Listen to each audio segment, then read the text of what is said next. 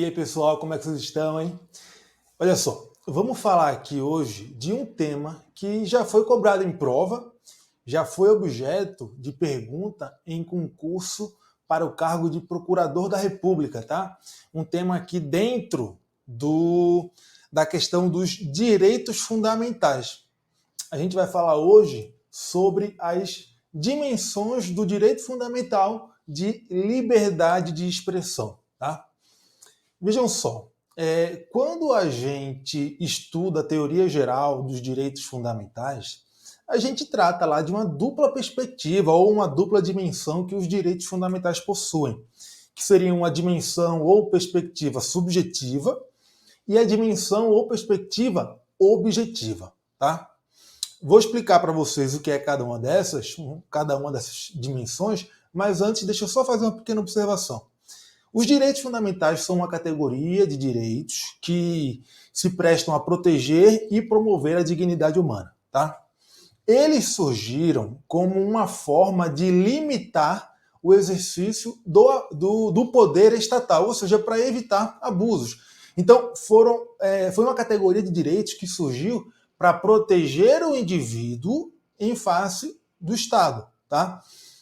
Então, os direitos fundamentais, nessa concepção clássica, eles trazem por trás de si o quê? Uma relação jurídica obrigacional, em que o indivíduo é o credor, o Estado é o devedor, porque ele deve observar esses direitos fundamentais, e o objeto é uma prestação envolvendo um direito fundamental, tá?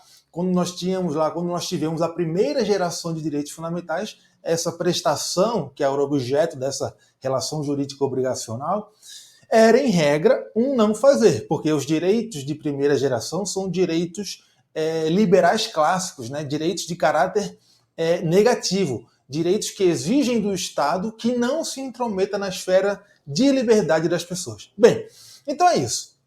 Na concepção clássica, então, os direitos fundamentais têm por trás de si uma relação jurídica obrigacional, na qual o indivíduo é o credor, o Estado é o devedor e o objeto é uma prestação relacionada a um direito fundamental, tá? Bem, dito isso, a gente pode passar agora para a análise das dimensões subjetiva e objetiva dos direitos fundamentais, tá? Isso é uma análise que se aplica aos direitos fundamentais como um todo, uma análise que a gente faz no estudo da teoria geral dos direitos fundamentais, tá? Bem, então a dimensão subjetiva dos direitos fundamentais nada mais é do que reconhecer os direitos fundamentais como verdadeiros direitos subjetivos. Direitos que podem ser exigidos do Estado. Direitos que, se forem inobservados, podem ser objeto de cobrança, podem ser exigidos, inclusive, judicialmente.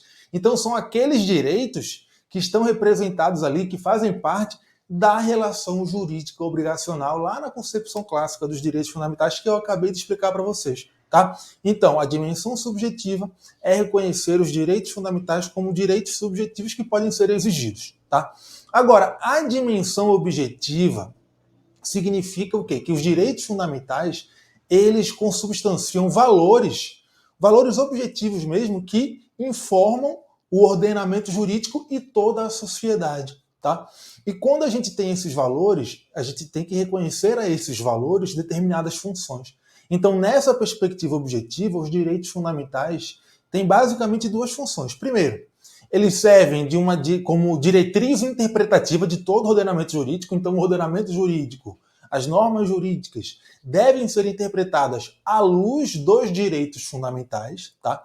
E servem também como diretrizes para o poder público e para toda a sociedade, no sentido de que o poder público, quando desempenha as suas funções, deve fazer isso observando os direitos fundamentais, de forma que proteja os direitos fundamentais e, além disso, promova os direitos fundamentais, tendo inclusive avanços. Então, por exemplo, o legislador, quando vai legislar, ele deve ter em mente os direitos fundamentais, para não editar leis que contrariem os direitos fundamentais ou mesmo que representem algum retrocesso nos direitos fundamentais. Da mesma maneira, a sociedade como um todo e os particulares, nas suas ações, também devem observar os direitos fundamentais, mesmo porque atualmente se reconhece plenamente a aplicabilidade dos direitos fundamentais no âmbito das relações privadas e não apenas no âmbito das relações dos indivíduos com o Estado. Tá? Então, na teoria geral dos direitos fundamentais, essas são as dimensões subjetiva e objetiva. Beleza? Agora, passando para o direito de liberdade de expressão. Quais são as dimensões desse direito? Vejam bem, na doutrina, a gente consegue encontrar algumas abordagens que analisam os direitos fundamentais de acordo com diferentes perspectivas. Tá? Então, por exemplo, a gente pode encontrar uma abordagem que analise os direitos fundamentais, não, o direito de liberdade de expressão. Né? A gente encontra diversos posicionamentos analisando a liberdade de expressão sob diferentes perspectivas. Por exemplo, a gente pode encontrar análise que avalia ali, que analisa a liberdade de expressão dizendo que ela tem tanto uma perspectiva individual quanto uma perspectiva social. A gente também encontra manifestações doutrinárias no sentido de que a liberdade de expressão teria uma dimensão ou perspectiva substantiva ou substancial, bem como uma dimensão instrumental, e aí faz o contraponto entre elas, diferenciando. Tá? A análise que a gente vai fazer aqui no vídeo é a que separa as dimensões do direito fundamental à liberdade de expressão nessas três dimensões. Tá? Que foi a que foi cobrada na prova do concurso de procurador da República. Então, para concursos, é a principal análise que a gente pode fazer. Tá? Então, nessa classificação, a liberdade de expressão teria três dimensões, ou três perspectivas. Tá? Uma dimensão subjetiva, uma dimensão objetiva e uma dimensão instrumental. Tá? A dimensão subjetiva é basicamente a mesma dimensão subjetiva que a gente abordou agora em relação aos direitos fundamentais como um todo, é reconhecer a liberdade de expressão como um direito subjetivo e que, se for inobservado, pode ser exigido. Tá? O indivíduo pode exigir que seja respeitada a sua liberdade de expressão.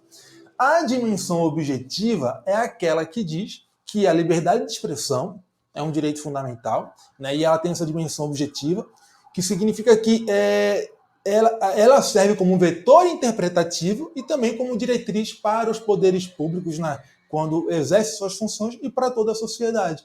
Né? Então, é a mesma dimensão objetiva que é reconhecida para os direitos fundamentais de forma geral. Tá? É um valor objetivo que orienta aquele ordenamento jurídico e aquela sociedade. Tá? Agora, na dimensão instrumental, a liberdade de expressão ela nada mais é do que um verdadeiro instrumento. Ela é um instrumento para que sejam protegidos e promovidos outros valores também constitucionalmente tutelados. E ela serve, inclusive, como um instrumento para a conquista de outros direitos fundamentais. Ela pode servir até mesmo para que sejam exigidos outros direitos fundamentais, para que seja exigido o cumprimento de outros direitos fundamentais. É aquela velha história, quem tem boca vai a Roma. Então, se você tem um direito de liberdade de expressão, você pode promover o diálogo na sociedade, você pode exigir que outros direitos fundamentais sejam assegurados, né, para que determinadas situações sejam protegidas pelo Estado. Você pode exigir o cumprimento de direitos fundamentais que já estão positivados no ordenamento jurídico, na Constituição. Tá? E quando ela serve como um direito para se exigir o cumprimento de outros direitos, ela, na verdade, acaba atuando como um meta-direito. É um direito para exigir outro direito. Tá? Então, ela serve aqui como um meta-direito nessa dimensão instrumental dela. Tá? Então, percebam como é interessante. Agora, só um detalhe também.